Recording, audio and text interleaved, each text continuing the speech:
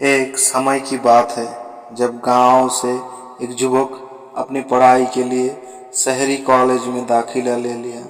उसका नाम विक्रम था और वो एक हॉस्टल में रहने आया था। विक्रम अज्ञाति गांव में माध्यमिक से पढ़ाई कर रहा था और उसने अपनी अद्वितीय पढ़ाई के क्षेत्र में अपनी प्रतिभा का परिचय दिया था।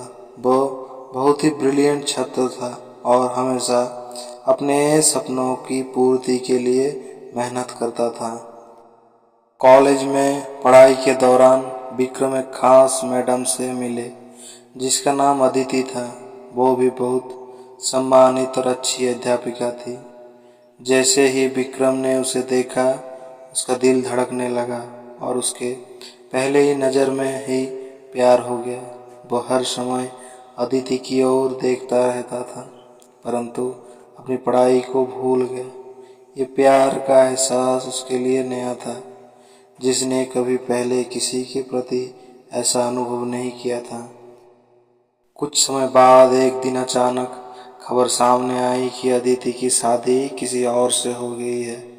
विक्रम को इस खबर से बहुत आहति हुई थी क्योंकि वो अब तक अदिति के प्रति अपने प्यार को छिपा के रख रहा था। उसकी पढ़ाई और भविष्य की योजनाएं इस प्यार के चक्कर में बर्बाद हो गई थी।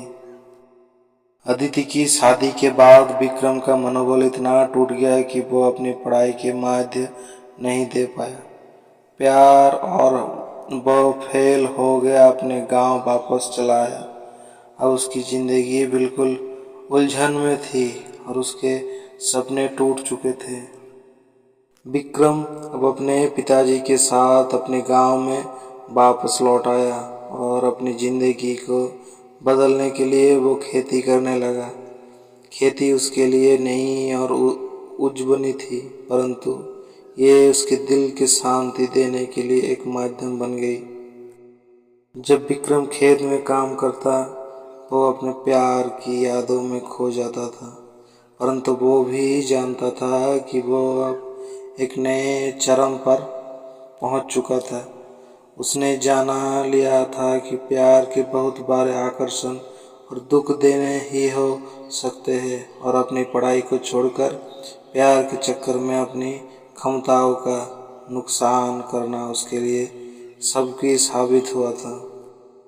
विक्रम की कहानी हमेशा यादगार रहेगा क्योंकि वो ना ही सिर्फ अपने प्यार के लिए संघर्ष कर रहा था बल्कि अपने जीवन के सबसे अधिक महत्वपूर्ण उपादानों में से एक के समझने के लिए भी।